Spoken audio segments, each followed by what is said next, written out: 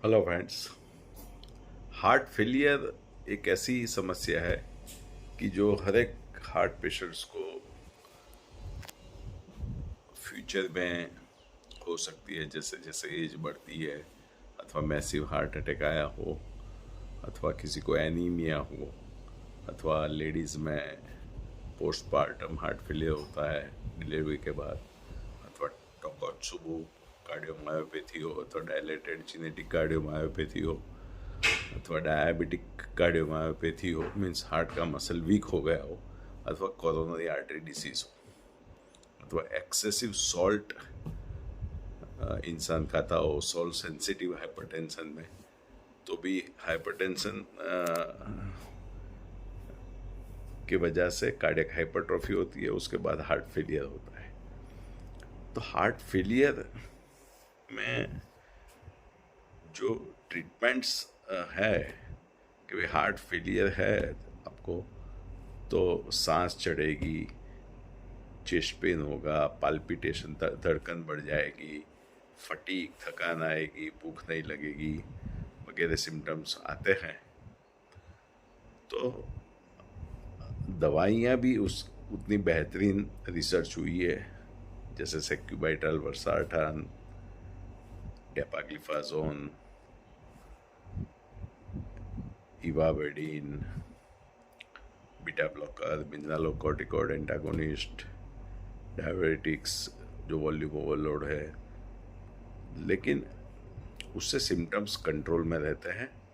लेकिन heart failure reverse नहीं होता है। हार्ट फेलियर रिवर्स करने के लिए आपको अपनी डाइटरी लाइफस्टाइल अपनानी पड़ेगी और रिवास्कुलराइजेशन प्रोसेस करानी पड़ेगी। तो डाइटरी लाइफस्टाइल में आप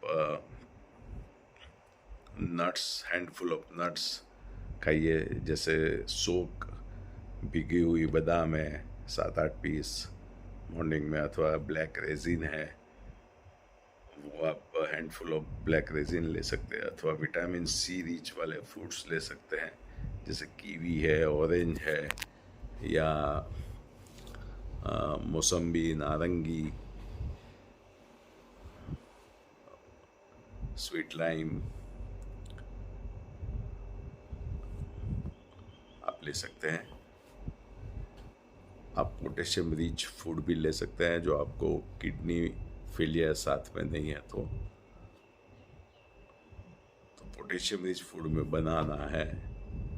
जैसे डायबिटीज़ है, फिर भी बनाना आप पर डे एक ले सकते हैं, because it doesn't leads to direct elevation of sugar. It rise fructose level, so it will not be hazardous. तो आप विटामिन सी वाले फ्रूट्स तो ले सकते हैं, हैंडफुल ऑफ नट्स ले सकते हैं, बनानाज है, एप्पल है, पोमेग्रेनेट है, कोई भी फ्रूट आप ले सकते हैं, except highly sugary food like fruits like sitaphal, chikoo, that should be avoided. आपको कोल्ड ड्रिंक्स के जिसको लिक्विड डेथ बोलते हैं वो बंद करना है। आपको आइसक्रीम, सैचुरेटेड फैट वाली चीज़ें बंद करना है, आइसक्रीम, लस्सी, या आपको प्रोसेस फूड जिसमें मैक्सिमम सोडियम होता है, ट्रांस एसिड रिच फूड जो हम बोलते हैं, पिज़्ज़ा, बर्गर, मैक्सिमम उसमें सोडियम होता है और सिंपल कार्बोहाइड्रेट्स होते हैं, वो सब अवॉइड करना है। नेचुरल चीज़ें खानी है, सलाद खाना है, घर की बनाई हुई मल्टीपल ग्रेन की रोटी, प्रोटीन, लेज्यूम्स, विविध प्रकार की दालें, कठोर, ग्रीन वेजिटेबल, सब्जीज वगैरह आप खा सकते हैं। और रात को फुल डिनर नहीं लेना है, मीन्स हल्का खाना है। लेकिन हार्ट फेलियर में एक चीज़ देखा गया कि इन्फेक्शन बार बार लग जाता है, तो इंसान को फ्लू की वैक्सीन हर साल हार्ट फेलियर के पेशेंट्स को लेना चाहिए। हार्ट फेलियर मीन्स जिसका पंपिंग 40% से नीचे चला गया है। नॉर्मल इंसान का पंपिंग 50 से 65% तक होता है, तो 40 के नीचे चला गया है। अब उसमें सिस्टोलिक और डायस्टोलिक, हैफ और हैफ ऐसे हार्ट फेलियर होता है। तो दोनों की सिम्टम्स तो सेम आते हैं, लेकिन इटियोलॉजी अलग अलग होती है। डायस्टोलिक हार्ट फेलियर हाइपरटेंशन के हिसाब से होता है, जबकि सिस्टोलिक हार्ट फेलियर, हार्ट का कम पंपिंग, वो हार्ट अटैक सीवियर आने से, बड़ा हार्ट अटैक आने से, या हार्ट का मसल कंजेनाइटल या वीक होने से, या स्ट्रेस इंड्यूस कार्डियोमायोपैथी, टोकोत्सुमो कार्डियोमायोपैथी बोलते हैं, अथवा पोस्टमार्टम कार्डियोमायोपैथी, अथवा लोही की कमी, उणप के कारण हार्ट फेलियर होता है। तो इसके मल्टीपल कॉज होते हैं। उसी हिसाब से आपको दवाई देना है, पेशेंट को स्टेबलाइज रखना है। लेकिन हार्ट फेलियर को ट्रीट करने के लिए जो हॉस्पिटल्स में लगाते हैं CRT या इम्प्लांटेबल डिफिब्रिलेटर, वो खाली अनियमित धबकारा को कंट्रोल करने के लिए लगाते हैं। लेकिन the original FDA approved procedure है EECP, enhance external cardiac counter pulsation, जो हमारी स्पेशलिटी है हार्ट फेलियर को ट्रीट करने के लिए। उसमें आपका पंपिंग बढ़ेगा, हार्ट का पंपिंग जैसे 25-30% है, खाली 10% भी बढ़ा तो भी आपकी आयुष्य एक्सटेंड होगी, आपकी एक्सरसाइज टॉलरेंस बढ़ जाएगी, आप हेल्दी हो जाओगे। जबकि बाईपास और एंजियोप्लास्टी में हार्ट और वीक होता है, तो वो हार्ट फेलियर वाले पेशेंट कभी मत कराए बाईपास एंजियोप्लास्टी। उनको ECP ट्रीटमेंट लेना है। और हार्ट का पंपिंग कभी कभी किसी पेशेंट्स को मोस्ट प्रोबेबली 60% तक हो जाता है, किसी को 45-50% तक हो जाता है। Depends on your lifestyle, dietary pattern और योर एक्टिविटी, आप कितना चलते हो या साइकिलिंग करते हो। हार्ट फेलियर में बैठा नहीं रहना है, काउच पोटैटो की तरह सेडेंटरी लाइफस्टाइल में नहीं जीना है आपको। घर में 10 मिनट चल रहा है, फिर हर हफ्ते 5 मिनट बढ़ा के मैक्सिमम 30 मिनट आप चल सको, ऐसा आपको स्ट्रेटेजिकली वॉक करना है। साइकिलिंग भी कर सकते हैं। तो एरोबिक एक्टिविटी करना है जिसमें लार्ज मसल का यूज़ हो, क्योंकि हार्ट भी एक मसल है। तो शरीर को हेल्दी रखने के लिए मूवमेंट की ज़रूरत है, ऐसे हार्ट को भी हेल्दी रखने के लिए एरोबिक एक्टिविटी की ज़रूरत है। प्राणायाम एंड मेडिटेशन, डीप ब्रीथिंग। हम लोग डीप ब्रीथिंग तो लेते ही नहीं हैं, बातें करते हैं, टीवी देखते हैं, मोबाइल देखते हैं, तो हमारा जो ब्रेथ है वो फेफड़े की मिडल तक आता है, कभी बेस ऑफ द लंग्स, कभी ब्रेथ लेते ही नहीं है। तो दिन में 5 बार खाली आप डीप ब्रेथ लो, लंग्स के बेस तक ऑक्सीजन जाए और धीरे धीरे उसको निकालो। तो भी एक प्राणायाम बहुत इफेक्टिव ट्रीटमेंट है हार्ट फेलियर को रेज्यूनेट करने के लिए। तो मैं तो एक ही आपको सलाह दूंगा कि take proper plant based vegetarian diet, vegetarian protein diet, and take vitamin C rich foods and handful of nuts. So take proper medicines and take ECP treatment by trained hand. Don't grab in advertisements or videos or social media promotions or likes, subscription. Don't go for that.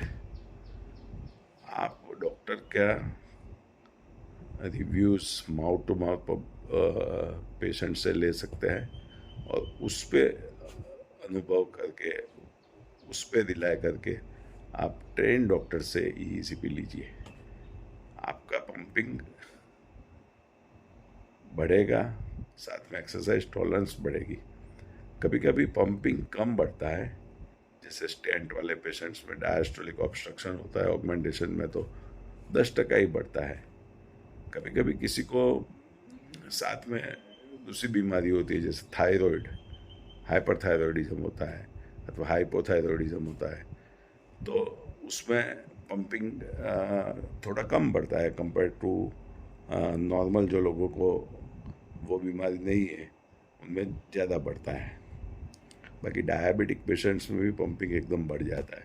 हमारे यहाँ bypass के बाद हम heart failure वाले patients आते हैं, bypass कराने के बाद उनको ट्रीट करके उनका पंपिंग बढ़ाता है, फिर उनका सांस और चेस्ट पेन वगैरह की तकलीफ दूर होती है।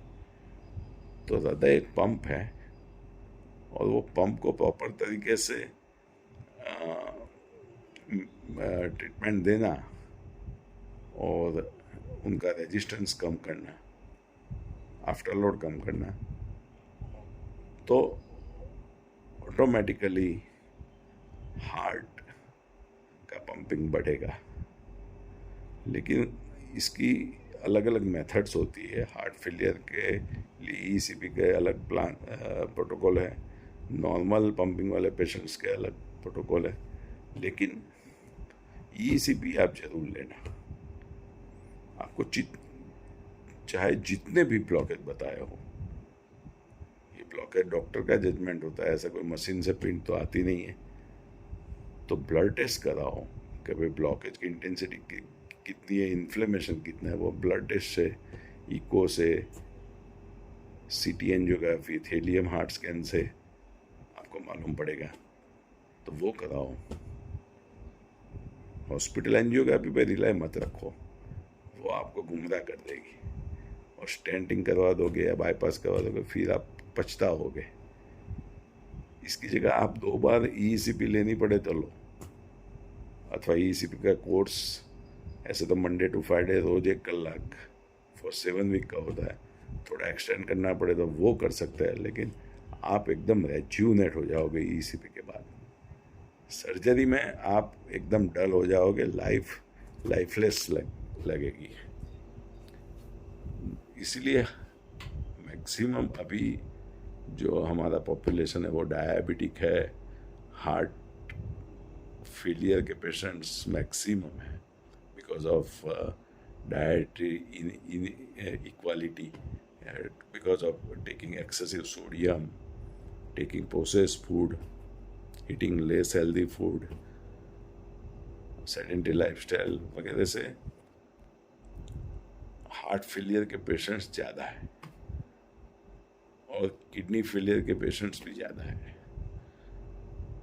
तो हार्ट फेलियर होता है तो सीवियर हार्ट फेलियर में किडनी भी फेल होती है, और सीवियर किडनी फेलियर में हार्ट भी फेल होता है। तो ये रेसिप्रोकल प्रोसेस है। इसलिए प्रॉपर इन्वेस्टिगेशन, जैसे इलेक्ट्रोलाइट्स का टेस्ट कराना है, पोटेशियम, सोडियम, फिर अपना लिपिड प्रोफाइल, इन्फ्लेमेटरी मार्कर का टेस्ट, फिर आप अपना किडनी का टेस्ट कराइए, यूरिक एसिड का टेस्ट कराइए। आपकी उम्र 60 साल के ऊपर है तो सोनोग्राफी करा के प्रोस्टेट का टेस्ट कराइए। तो ये सब ज़रूरी है कि डिसीज़ को ओवरऑल ट्रीट करने के लिए, और साथ में ईसीपी ट्रीटमेंट लीजिए। आपको कोई सर्जरी या स्टेंटिंग में जाने की ज़रूरत नहीं पड़ेगी। हार्ट फेलियर में आपका पंपिंग बढ़ जाएगा। और साथ में कई पेशेंट का पंपिंग एनीमिया, थायराइड, स्टेंटिंग वगैरह से कभी कभी कम बढ़ता है या नहीं बढ़ता है, तो इंट्रिंसिक मायोकार्डियल कॉन्ट्रैक्टिलिटी बढ़ जाती है, अंदर की ताकत हृदय की बढ़ जाती है। जैसे कई लोग पतले होते हैं लेकिन अंदर से बहुत पावरफुल होते हैं, इनर ताकत बहुत बढ़ जाती है। That is the beauty of ECP. Normally तो पंपिंग 25, 30, 15% वाले पेशेंट्स का पंपिंग बढ़ के 45-60% तक हमारे पेशेंट्स का पंपिंग गया है। 15% वाले का 45% पंपिंग। हार्ट ट्रांसप्लांट की नौबत पे हमने ECP दिया था उनको, और 45% पंपिंग गया, और आज 7 साल से वो खेती कर रहे हैं, फार्मिंग कर रहे हैं। So this is the beauty of ECP. If you take with proper hand, proper protocol, it will give you tremendous result, and you will rejuvenate your heart and rejuvenate your life. Thank you.